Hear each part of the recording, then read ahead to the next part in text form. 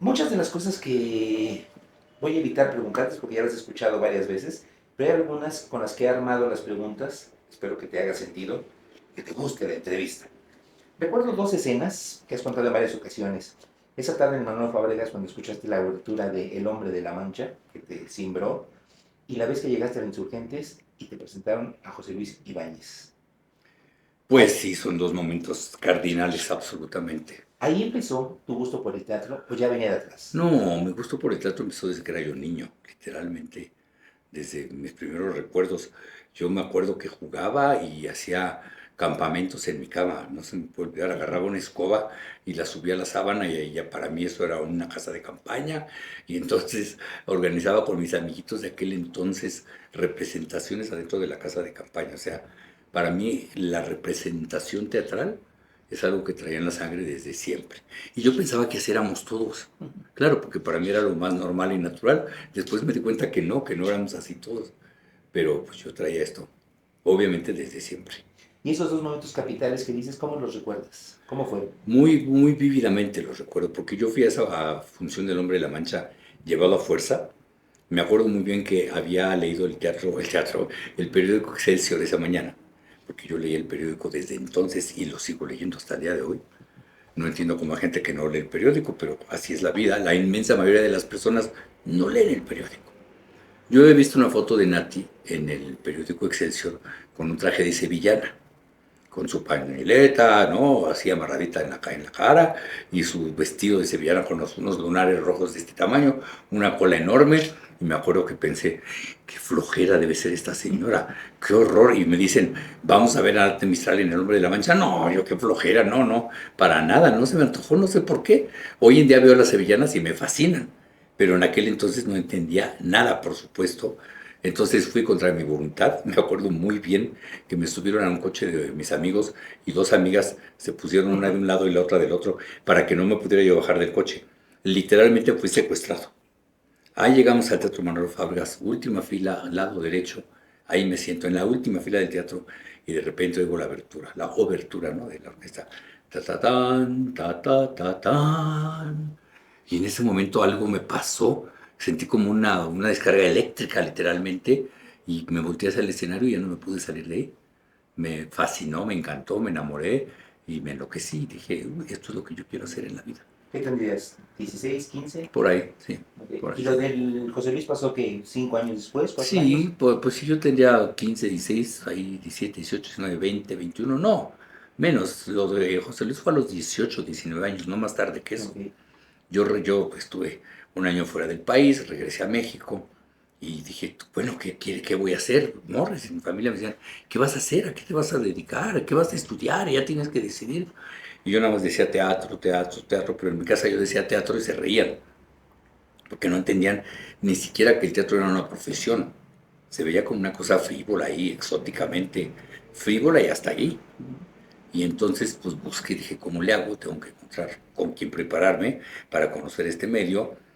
Fui al Teatro Insurgentes, pregunté dónde estaba la gerencia, entré a la gerencia del Teatro Insurgentes, que estaba del lado izquierdo de las escaleras, que eran centrales en el teatro, Ujú. ya no es así, pero habían unas escaleras que entrabas al teatro de manera central. La oficina estaba al lado izquierdo, estaba el Pollito Jiménez, entré con él y le dije con mi voz aguda, casi de adolescente todavía, fíjese señor que yo quiero dedicarme al teatro, pero no sé con quién prepararme, no sé cómo hacer. Usted me podría aconsejar porque pues el sentido común me decía, pues a dónde voy a que me aconsejen, pues al Teatro Insurgentes. No fui al Manolo Fábregas porque yo creo que le tenía terror a Manolo. En aquel entonces me imponía demasiado, ¿no? Entonces no me hubiera atrevido a ir a hablar con Manolo Fábregas. Me hubiera mandado por un tubo, yo creo. Yo creo que sí, conociéndolo. No, quién sabe, Manolo era muy generoso, la verdad, también dependía del momento en el que llegaras. Fue después muy generoso conmigo, ¿eh? Debo de decirlo, muy, pero muy. El caso es que terminé con el pollo me dijo, ah, pues mira, ese señor que está allá afuera es maestro de teatro y con él estudian todo el mundo en este medio, en este gremio. Te lo presento. Mira, José Luis, te quiero presentar a este muchachito que quiere estudiar teatro. Y claro, era yo muy guapito, por supuesto, un jovencito, guapito. No creo que le haya disgustado nada a José Luis en lo más mínimo y me invitó a su taller de teatro, donde estuve 5 años. José Luis daba clases ahí en Retorno Sin Cincha, número 6, fíjate. Como no se acuerda, olvido la dirección en San Jerónimo, que era una cerradita subiendo por San Jerónimo, casi jugabas la vida para dar la vuelta para entrar a la cerrada, porque el tráfico venía siempre a toda velocidad. Ujú. Y ahí empecé a estudiar con José Luis y estuve 5 años estudiando con él y él mismo me llamó a mi primera obra, como a los 6 meses, yo creo, de que empecé a estudiar con él muy pronto. Me llamó a hacer esa obra que se llamó Proyecto para Vivir, donde me volvió la vida productor, por las circunstancias, ¿no? Exactamente, a ver, cuéntame eso exactamente. Me has platicado que eh, eras parte del elenco y de repente ya estabas al frente de No, organizar es aquello. más, es más atrás, te voy a explicar. Yo siempre pensé que las cosas había que conocerlas desde adentro. Con lo que decimos en el argot teatral, había que conocer las tuercas y los tornillos. Esta es la forma de conocer el teatro. José Luis me llamó a actuar en esta obra. Y yo tenía un papel muy chiquitito. Y me dijo, oye, el papel es muy chiquito, en realidad vas a aparecer en el tercer acto, porque era una obra de 3 actos, todavía se hacían obras de 3 actos. El papel es muy chiquito, pero es un buen papel y para debutar no está mal, ¿no? Con Fanny Cano, que era toda una estrella en su tiempo. El proyecto era buenísimo, pero me dice José Luis, quisiera saber si quieres ser mi asistente de dirección.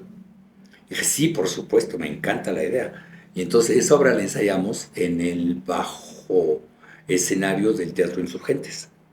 Así es que el primer teatro en el que trabajé en mi vida fue en el Teatro Insurgentes, nada más abajo del escenario, siendo asistente de José Luis en Proyecto para Vivir. Y entonces, pues claro, siendo el asistente del director, yo preparaba la escenografía, la utilería, todo lo que usábamos, dependía de mí. Entonces yo llegaba a mis ensayos mucho tiempo antes para preparar que todo estuviera listo para poder ensayar. Entonces conocí esa obra desde su génesis, de la puesta en escena y el director y las intenciones y todo lo que él quería lograr. Después nos fuimos de gira y el productor, que era un hombre llamado Jaime Suárez, que era una gente muy importante en el medio en aquel entonces, era periodista de espectáculos, productor, estaba muy, muy metido en el medio, se enfermó gravemente, desafortunadamente, y entonces de repente pues andábamos de gira y no había un responsable de la producción porque el productor estaba muy enfermo, muy enfermo. Entonces empecé a tomar yo, sin que nadie me lo pidiera, ni me lo dijera, ni que fuera oficial, empecé a tomar la batuta de la producción y empecé a resolver los problemas de producción en la gira, que eran muchos, Sí, sí. muchos. Y yo empecé a resolverlos todos. Y cuando menos me di cuenta, pues yo era el responsable de esa gira. Tengo muchas anécdotas de esa gira. Yo debí haber seguido actuando porque es muy divertido ser actor. Mira, Fanny iba en su papel de diva. Nosotros íbamos en una camioneta, en una combi, todos los actores ahí recorriendo las carreteras, y ella iba en su limusina atrás de nosotros, casi casi negligé, con su mayordomo, ¿no? Y una mañana en la gira estaba Fanny, estábamos en algún hotel padre, y Fanny en la terraza de su habitación, desayunando píparamente, y todos los demás chacoteando ahí al lado, ¿no? Y yo me acuerdo que le dije, y Fanny, ¿no te aburrías de ese papel? ¿Por qué no te vienes a desayunar con nosotros? Está más divertido. Ay, qué bueno que me dices, Morris, tienes toda la razón. Y ahí rompió su imagen, Imagen. su imagen al que quería proyectarnos, por lo menos ante nosotros la compañía, y ya nos divertimos muchísimo toda la gira, nos la pasamos muy bien, pasaron mil cosas en esa gira, aprendí muchísimo, recorrí todo el país. Y la siguiente obra que hice yo era el productor de mi obra. Exactamente, a ver, hablemos de Los hijos de Kennedy. Eso fue inmediatamente después. La gira de Fanny fue en 1975. Después hicimos la obra en ¿Qué teatro crees? Por cierto, en el Manolo Fabregas. Entonces yo debuté en el teatro donde me había enamorado del teatro y hice el recorrido de esa butaca hacia el escenario, cuánto tiempo me llevó, ¿no? Sí, sí, sí. Y me tocó debutar en ese teatro como actor. Y después, pues ya me di cuenta que yo quería producir por muchas cosas que me habían pasado a lo largo de esos meses. Cuando uno es más joven, el tiempo dura más. Sí. Entonces, a mí me pasaban muchas cosas en algo que yo veía como un tiempo lejísimo, larguísimo, que no era tanto, era la sensación. Pero me fueron pasando cosas desagradables en el gremio, muy desagradables. Yo podría ser el Me Too de Morris. Y entonces dije, no, no, no, no. La forma de poder dedicarme a lo que quiero va a ser que yo produzca mis propios espectáculos, porque entonces no le tengo que dar favores a nadie, no le tengo que deber nada a nadie y me voy a deber a mí mismo nada más. Porque no, pasaban cosas muy terribles con las que yo no quería entrar por ningún motivo. Entonces, pues mejor no entré, me hice mi propio productor y desde entonces para acá, ¿no? Y Los hijos de Kennedy, lo preparé todavía mientras hacía Proyecto para Vivir.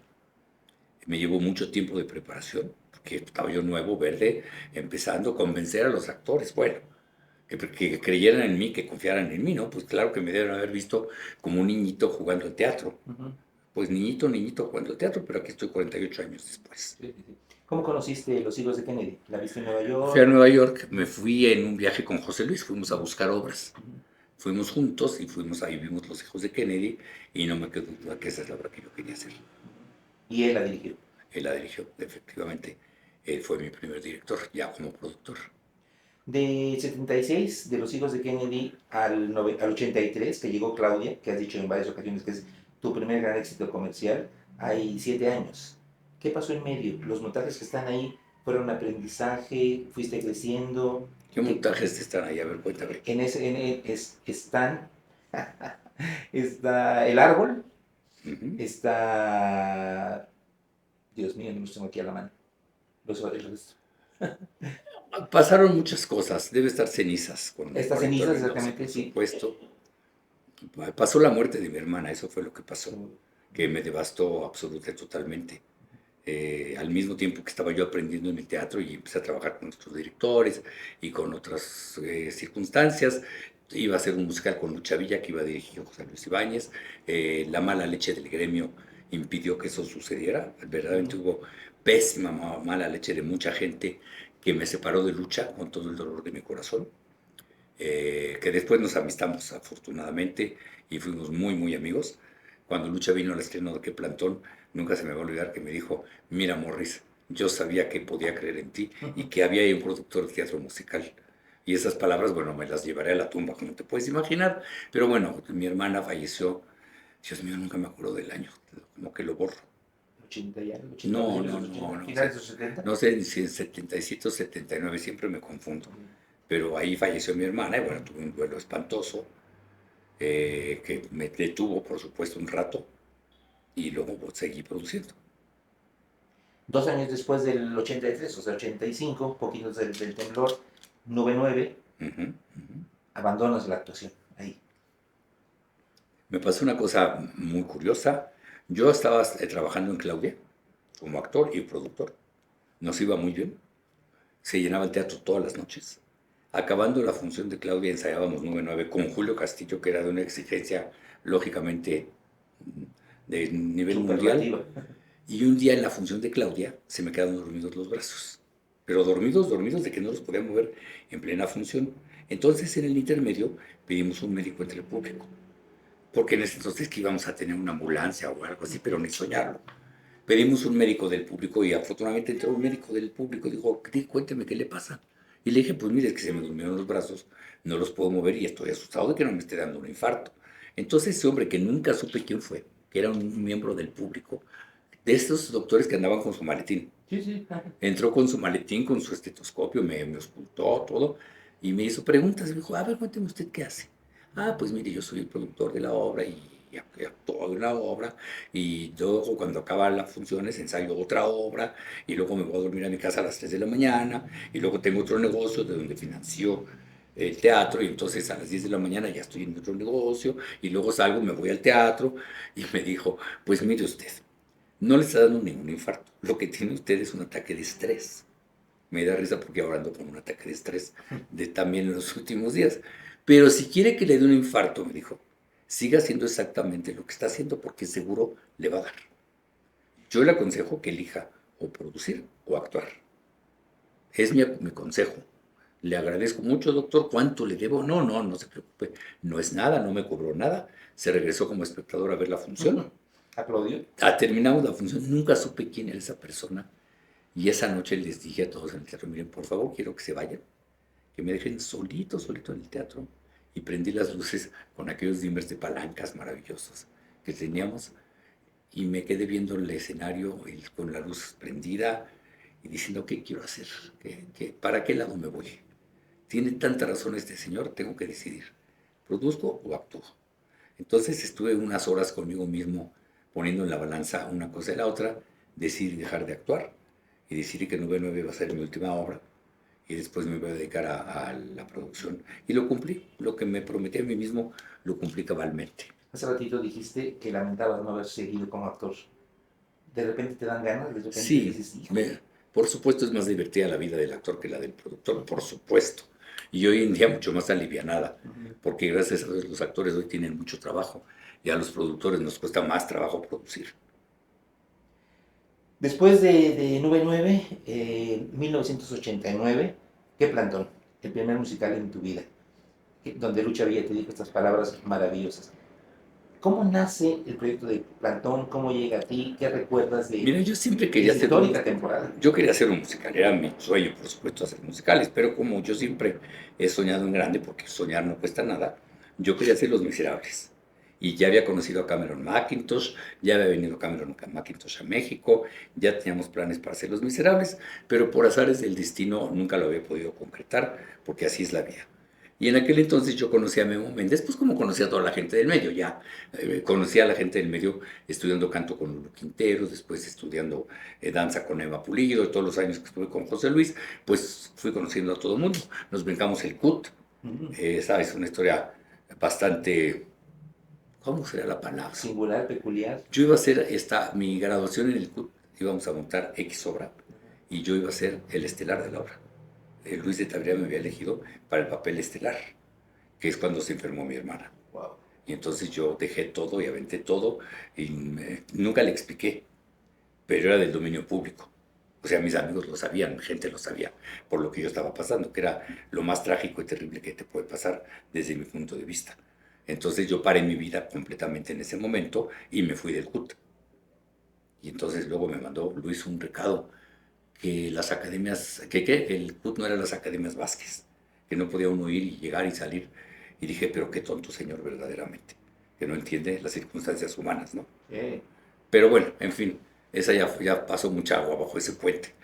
El caso es que en aquel entonces Memo Méndez se acercó a mí y me dijo, mira, tengo un musical y queremos hacerte una lectura para ver si te interesaría a ti producirlo.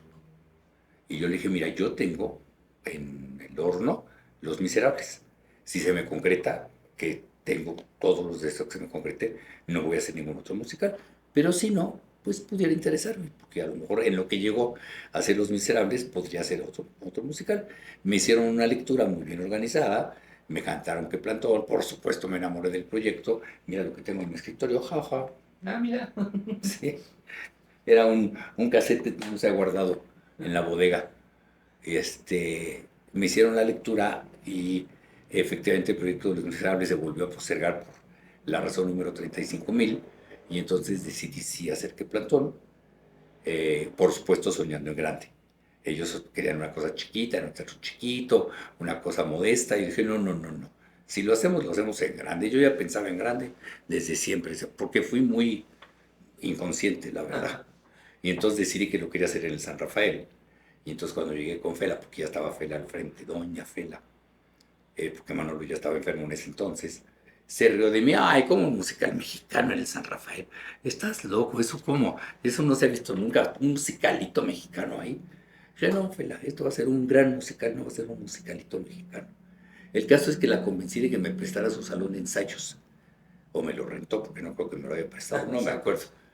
Y ahí ensayamos que pronto en el Salón de Ensayos del San Rafael, pero no con la idea de montar la obra ahí, sino que nos prestó el salón para que desarrolláramos el proyecto, para ver qué pasaba, ¿no? Sí, sí. Y entonces cuando estuvo listo el taller y la obra corría, le dije, le queremos pasar la obra, para que la vea. ¿Qué día y a qué hora? Y todos emocionadísimos porque iban a venir Manolo y Fela Fábregas a ver nuestro ensayo. Y así sucedió, vinieron Manolo y Fela a ver nuestro ensayo en el Salón de Ensayos del San Rafael y cuando terminó el ensayo le dije, Fela, ¿qué día debutamos en el teatro? ¿De veras estás tan loco? Sí, sí, estoy tan loco. Aquí lo vamos a hacer en el San Rafael. Ok. Ya después, ya cuando lo vio correr, cuando vio el ensayo, dijo, no, si esto está serio. Era maravilloso. Sí, sí. Maravilloso. Y bueno, hicimos aquella apuesta majestuosa que para esa época era absolutamente majestuosa, con la tecnología de punta nunca jamás antes vista y miles de atributos que tuvo esa apuesta y de cosas que no salieron muy bien, la verdad. No fue fácil porque tuve que lidiar con muchos egos, que es el problema de siempre en el teatro, pero bueno, el resultado fue brillante y tuvimos una gran temporada y luego hicimos gira por todo el país, que Plantón duró 2 años en cartel en aquel entonces y de ahí se afamó para toda la historia. Después de que plantó vinieron unos éxitos tremendos. Adorables Enemigas, La Fiesta, De Gira con los López. Adorables Enemigas fue mi primer gran éxito comercial. Tengo muchos recuerdos entrañables con Adorables Enemigas. Número uno, porque fue mi primer éxito comercial donde empecé a ganar dinero en el teatro, y sobre todo porque me hermanó con Carmen Montejo y Marga López. Eso no tiene precio, no se puede pagar con ningún dinero. Nos hicimos íntimos amigos, la pasamos requete bien, nos llevamos a todo dar, de veras nos hicimos amigos, amigos, amigos, amigos para siempre. Alguna vez te escuché contar que estando, creo que en el Telón de Asfalto, subiste a tu oficina y dije, no, no salgo de aquí hasta que tenga las actrices, hablaste con ellas y las convenciste. Fue muy chistoso porque a Marga yo le había hablado para Los Hijos de Kennedy y me había dicho que no muy elegantemente. Y le hablé y le dije, Marga, esta obra no me vas a poder decir que no. No te lo voy a permitir, porque ya me dijiste que no una vez. Y era yo un niño imberbe y principiante, ni yo sabía lo que quería. Pero ya pasaron muchos años y ya sé lo que quiero. Y vamos a hacer esta obra. Y me dijo que sí, efectivamente, las dos. ¿Y Carmen cómo llegó? Carmen, de igual, le llamé, le dije, mira, se trata de esto, va Marga López, porque yo era muy listo. Ah, no, si va Marga, voy yo, porque Marga es mi hermana.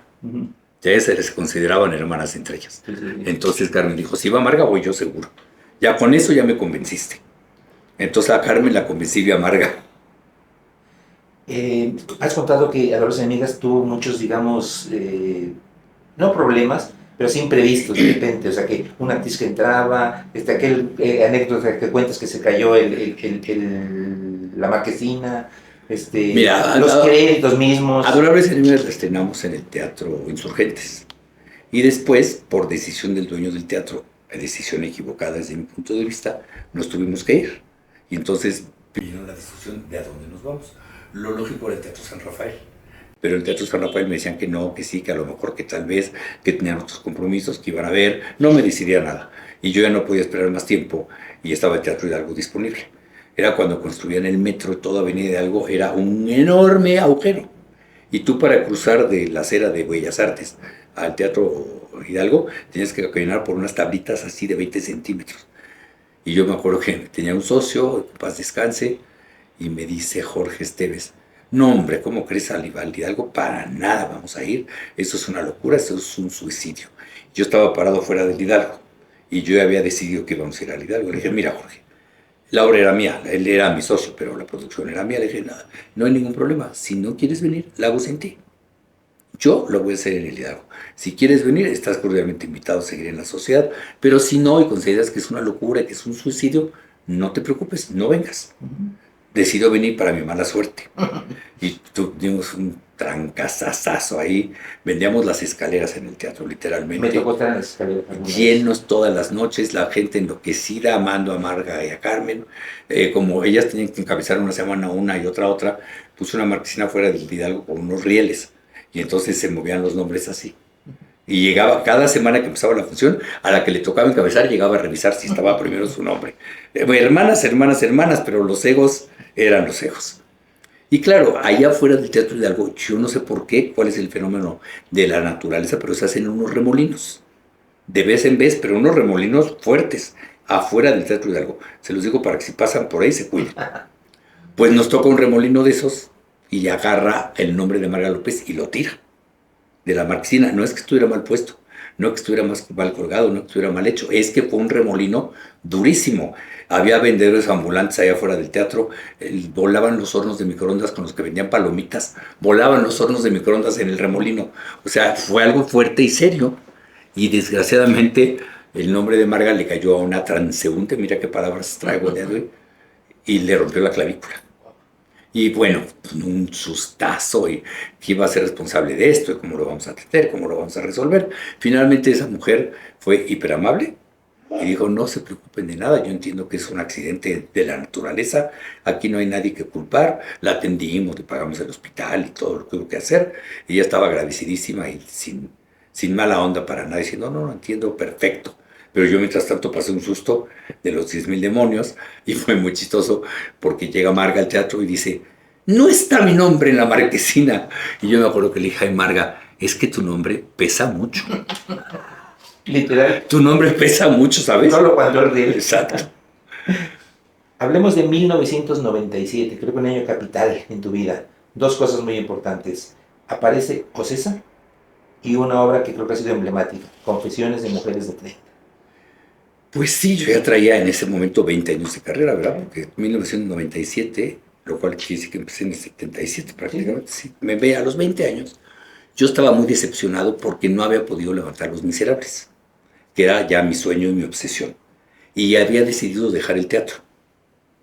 Entonces yo dije, hasta aquí llegué, porque había hecho muchas comedias, muchos dramas, había hecho muchas cosas ya para ese entonces, ya había hecho que Plantón. Y yo decía, no, si no voy a poder crecer y no voy a poder hacer cosas más ambiciosas y que me satisfagan, ya no quiero seguir en esto. Y evidentemente no las voy a poder hacer. Yo no tenía los recursos ni las ganas de ponerme a ser financiero teatral, ni mucho menos, porque eso nunca ha sido lo mío. Yo quería hacer mis grandes obras y mis sueños, pero la parte financiera y todo ese andiamaje estaba una empresa que se encargara de eso. De a de veras, y de pronto, cataplum, apareció César en el panorama. Yo siempre les digo que yo los invoqué. No existían y yo los invoqué porque dije, necesito una empresa que sea así, y así, y así, y así, y así. Mi relación con ustedes empezó por Ticketmaster, que fue el primer productor que tuvo Ticketmaster en Adorables Enemigas. Cuando pusimos el sistema y no funcionó, al director de Ticketmaster lo llamé y me dice su secretaria, es que no está el director, está en Boston.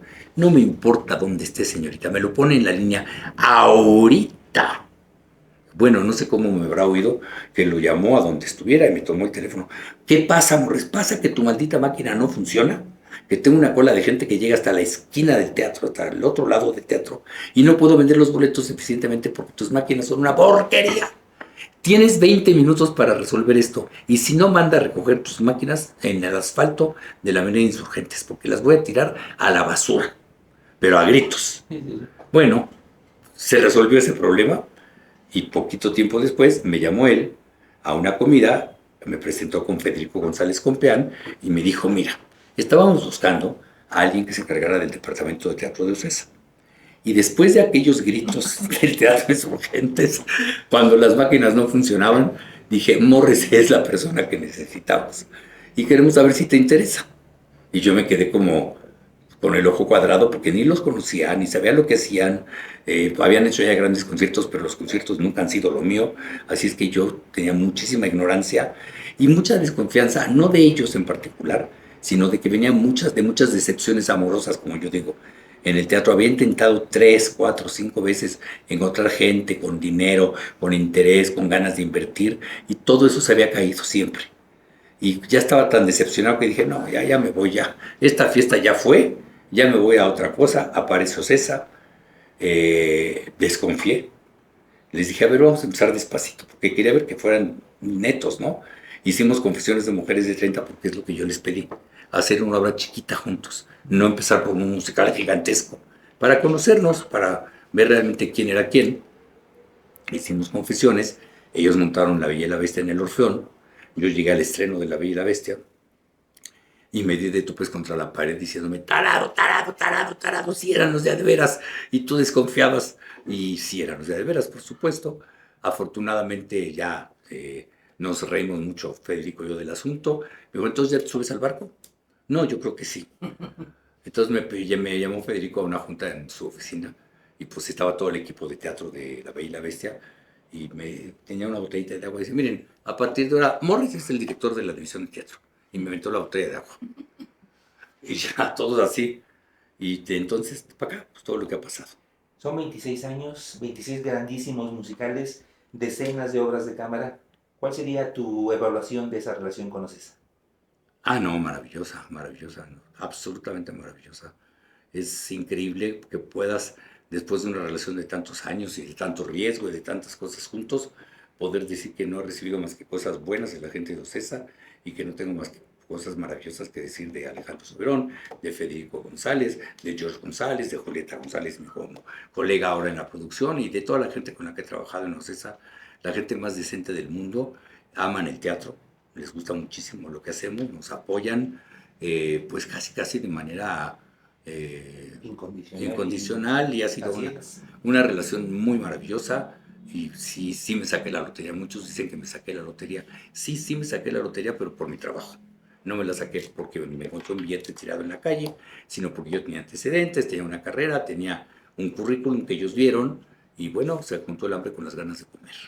De esos 26 grandes musicales, ¿hay alguno que recuerdes especialmente por difícil, por gran Primero satisfacción? déjame corregirte, no son 26, son 26 con Ocesa, Bueno, sí, pero conoces, son aparte conoces. 9. No, no, no, o sea, estamos hablando de la parte de Ocesa. 26 contra 9, ¿cuánto da? Contra 26 más 9, mejor dicho. 35. 35 musicales, nada Sí, más para dejar y bien el récord. Con Ocesa 26, ¿a qué me preguntaste? ¿Qué si hay de esos 26, conoces exactamente algún preferido, alguno especialmente difícil, alguno que digas, híjole. preferido? Anastasia. Ah, ¿Por qué? Porque es el que estoy haciendo ahorita. ujú. Y mi preferido siempre va a ser lo que estoy haciendo, lo que está vivo. Lo demás está en el recuerdo. Han sido cosas maravillosas, han habido cosas difíciles, pero hoy por hoy Anastasia es mi preferido porque además tiene muchísimas virtudes que lo convierten en mi preferido. Difíciles, uy, muchos. Mary Poppins fue muy difícil por la circunstancia del equipo creativo que teníamos, que estaban peleados entre ellos y nosotros no lo sabíamos. Y era una guerra ahí espantosa y además yo estaba pasando otra vez por un muy mal momento en mi vida porque fue cuando se enfermó mi cuñada. Entonces yo tenía a mi cuñada gravísima y era como mi hermana, entonces estaba pasando por una situación particularmente terrible y encima el montaje de Mary Poppins fue muy difícil por las broncas internas de ellos, aunque al final de cuentas el resultado fue majestuoso y maravilloso, pero fue particularmente difícil. Hoy no me puedo levantar, fue dificilísimo por todo el equipo español que era un verdadero desmadre, perdonando mi francés, pero esa es la verdad.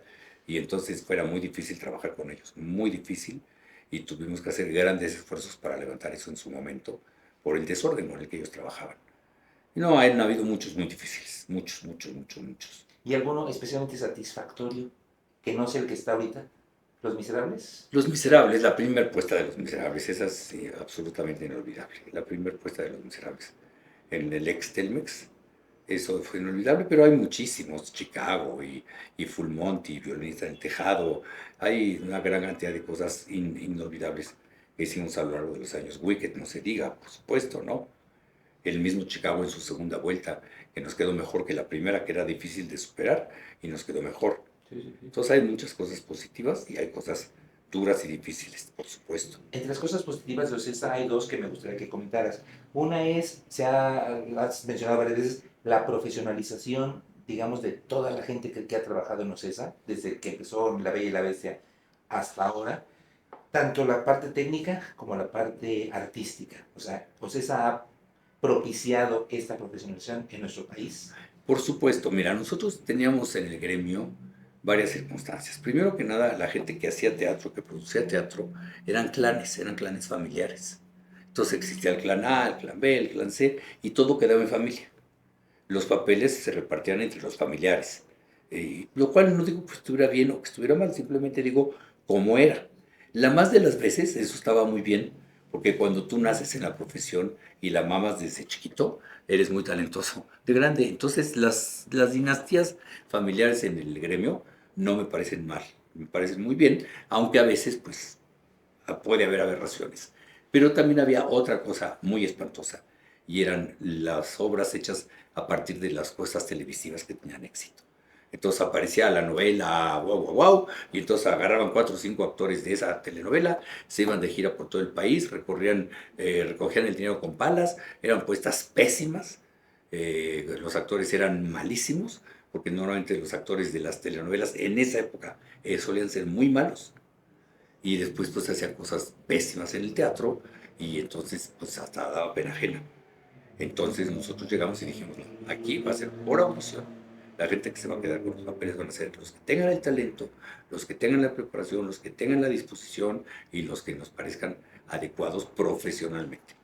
Entonces vino la profesionalización de la profesión en el país, donde ya no era un clan teatral y donde ya no era un reparto sacado, extraído de alguna cosa exitosa en la televisión. Además, como bien sabemos, pues en la televisión se movían otro tipo de intereses y de formas muy oscuras, que no quiero ni hablar de ellas, pero que en las que nunca estuve de acuerdo y que teníamos que extirpar, que sacar.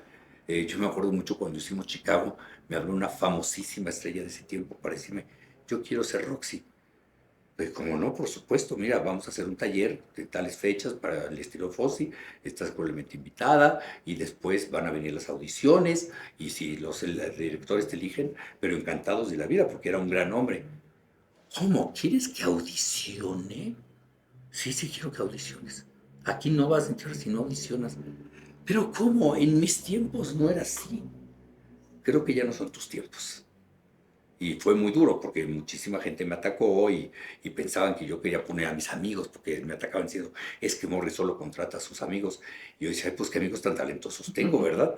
Porque bueno, ahí empezaron a salir las grandes figuras que hoy conocemos de esas audiciones que no eran mis amigos, eran los que se ganaban los papeles. Ese es el segundo punto, exactamente, que Ocesa se convirtió y es un semillero de talento, ya no solamente para el mercado nacional, sino que también de exportación. Por supuesto, porque mantuvimos esa política a rajatabla y en todas las audiciones y en todos los montajes que hicimos de musicales y de obras de cámara también, los papeles se los fuimos otorgando a la gente que tenía el talento para interpretarlos.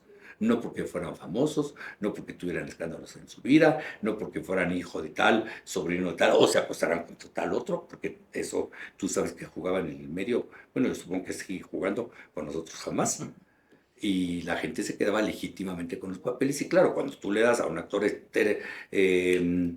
talentoso y con posibilidades de desarrollarse, pues han salido las grandes figuras que han salido de nuestros repartos y me siento muy orgulloso de eso porque mantuvimos esa política por siempre jamás y es hasta la fecha. La forma de quedarse en una producción de esta empresa es esa. Yo creo que hoy ya nadie se lo cuestiona. O no sé, no sé. Luego me entero que hay gente muy enojada porque no se quedó en tal obra, pero se quedó en las citas anteriores. Digo, pero en las citas anteriores que se quedó no estaba enojado. Y ahora que no se quedó, sí está enojado por, pues sí, estas son las reglas del juego, ¿no? Sí, Y sí. vuelvo a ver la historia de que elijo a mis amigos. Digo, ay, vamos otra vez con la canción. Bueno, pues tengo amigos muy talentosos, ¿qué le hago? ¿Verdad? Todo así. A ver, dejamos un poquito de lado César, volvamos a tu carrera en general. Muchas de tus producciones han sido disruptivas temáticamente en el cuestión del montaje y todo. ¿Ha sido un objetivo en tu vida? O sea, de repente hablar de cuestiones, los hijos de Kennedy, hablar de la homosexualidad, por ejemplo, monólogos de la vagina, romper toda esa serie de prejuicios, el mismo defendiendo al cavernícola, que es una visión masculina. ¿Te lo has propuesto? ¿Ha No me lo he sido propuesto. coincidencia? No, no, ni me lo he propuesto ni ha sido coincidencia. Ha sido rebeldía. Yo, siendo homosexual de niño, de joven, fui discriminado, fui perseguido, fui atacado por todas las vías habidas y por haber, porque hoy en día es muy fácil ser gay. Hace 50 años no era tan fácil y hace 60 menos. Digo, tampoco es que sea tan fácil el día de hoy, pero el cambio y la apertura que existe en el mundo no es como vivíamos en aquel entonces, en la era del oscurantismo. Entonces, mi forma de sobrevivir, mi forma de salir adelante fue rebelarme y decir, no, de ninguna manera, no estoy de acuerdo y me van a oír. Y entonces empecé a hacer todas estas obras disruptivas porque quería que me oyeran. Y entonces yo veo ya los que se anuncian, se autonombran líderes de la comunidad y los oigo con sus choros mareadores de que son los liberadores de la comunidad gay. Y digo, pues, ¿qué habré sido yo? Porque yo no lo andaba cacareando, ni andaba pidiendo que me colgaran medallas, ni mucho menos. Lo hacía porque era mi obligación y mi derecho. Y entonces por eso hice todas esas obras disruptivas para decirle a la sociedad, basta de los prejuicios y basta de estas enseñanzas oscurantistas de la Edad Media. Tenemos que ya entender que cada quien es libre de ser quien es y no tiene que pedirle permiso a nadie más, ni darle explicaciones a nadie más. Y pues sí, hice muchas obras que fueron en su época pues muy choqueantes, Nube 9 no vayamos más lejos, ¿no? Precisamente de eso se trataba, de una autora intelectualísima inglesa llamada Carol Churchill, y pues casi todas las obras que yo hice, si te fijas, bueno, y que sigo haciendo, Sí, sí. tienen esa temática de alguna manera, ¿no? La desigualdad y la injusticia. Me revelo muchísimo ante la injusticia. Claudia, que fue una obra tan exitosa en mi carrera, hablaba precisamente de eso. Qué curioso que lo menciones ahorita y que mucha gente piense, Morris Hilbert es el productor del teatro más comercial de este país, sin detenerse a pensar en todas estas temáticas que has abordado. O sea, como si el teatro que has producido fuera, para algunos, un teatro de diversión banal.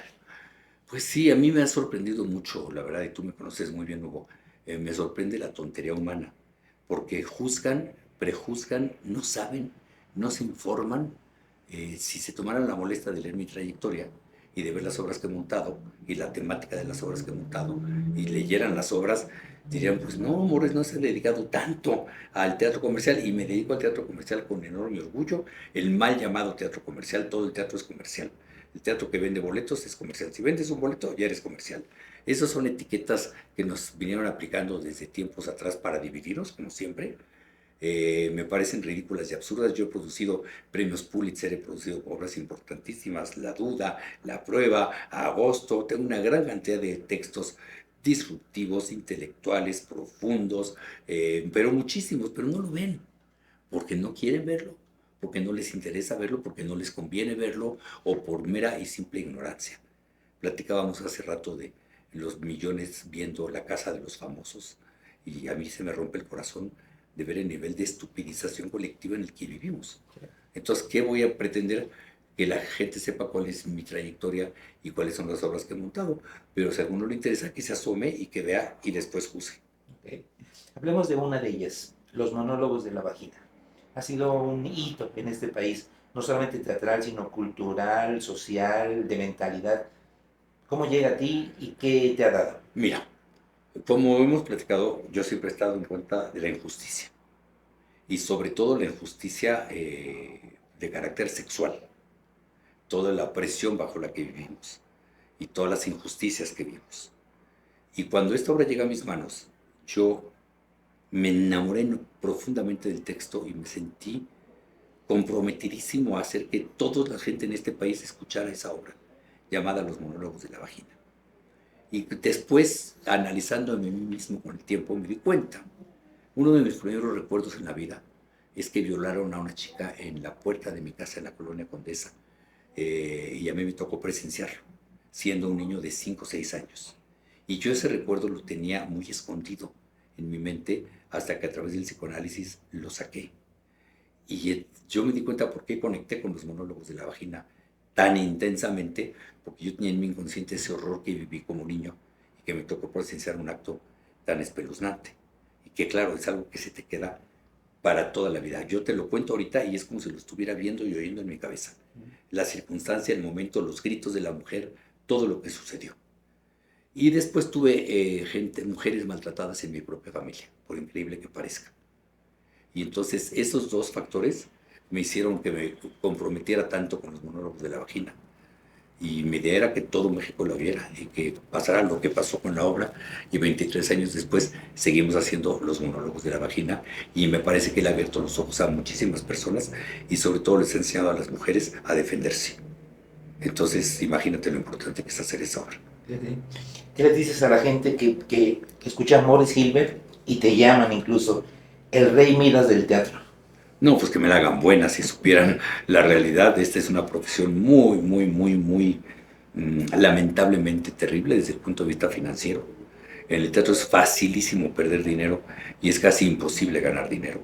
Claro está que yo no ando por la calle diciendo que me va mal con esta obra o esta otra porque es lo peor que podría hacer. Yo siempre tengo que decir que me va muy bien y que todo es maravilloso y que nos va siempre a todo dar, pero no es cierto. La mayor parte de las obras que montamos fracasan. La mayor parte de las obras que montamos nunca recuperan su inversión. La mayor parte. Es un pequeño porcentaje de obras que sí funcionan, que sí recuperan y que mágicamente pagan por todas las demás. Necesitas tener alma de taur, de apostador, y siempre los productores decimos, la próxima me va a ir muy bien, en la próxima me desquito, esta que viene va a ser la buena. Y por eso seguimos, porque siempre tenemos la esperanza que la próxima es la buena y mágicamente de repente aparece el garbanzo de libra y es la buena. 3 preguntas rápidas para terminar. ¿Te arrepientes de alguna obra que hayas montado? Ay, sí, me arrepiento de muchas, desafortunadamente. ¿Por lo económico, por lo temática, por la relación humana y por cosas muy desastrosas que preferiría no haber vivido? Okay. La segunda, ¿qué planes hay? ¿Qué planes hay hacer a mediano o largo plazo? Mira, a estas alturas de mi vida mis planes van día a día, realmente. No tengo planes a largo plazo porque me parece absurdo tener planes a largo plazo a los 70 años. A los 70 años piensas en la semana que sigue o en el mes que sigue, la verdad. Ayer mi médico me puso un medicamento y me dio un papelito diciendo, bueno, tu próxima dosis te toca dentro de 6 meses. Y le dije, ¿dentro de 6 meses? Hasta me dio risa. Yo no pienso en nada dentro de 6 meses. Yo pienso en dentro de un mes, dentro de dos, dentro de tres. Y ya después, si me tocan los siguientes tres, cuatro, cinco, seis, qué padre. Pero no veo las cosas a largo plazo. Los veo a corto plazo. A corto plazo es seguir trabajando, seguir produciendo, tal como lo estoy haciendo ahora, seguir estrenando títulos, buscando obras por todo el mundo. Tengo producciones en el extranjero hoy en día, cosa que me propuse hace algunos años y que se han concretado afortunadamente. Yo puedo decir con mucho orgullo que hoy trabajo en 5 países porque trabajo en 5 países. Eh, Como te dije, desde que plantó para acá, me ha gustado pensar en chiquito. Entonces un día dije, ¿por qué solo México? ¿Por qué no pruebo Argentina? ¿Por qué no pruebo España? Y me fui probando y gracias a Dios con proyectos en todos estos países, con un futuro promisorio y sobre todo divirtiéndome porque uno vino a eso, a la tierra, a divertirse y a pasarla bien. La última, ya creo que lo has respondido de algunas maneras, pero qué dirías que es el teatro en tu vida? Es mi vida.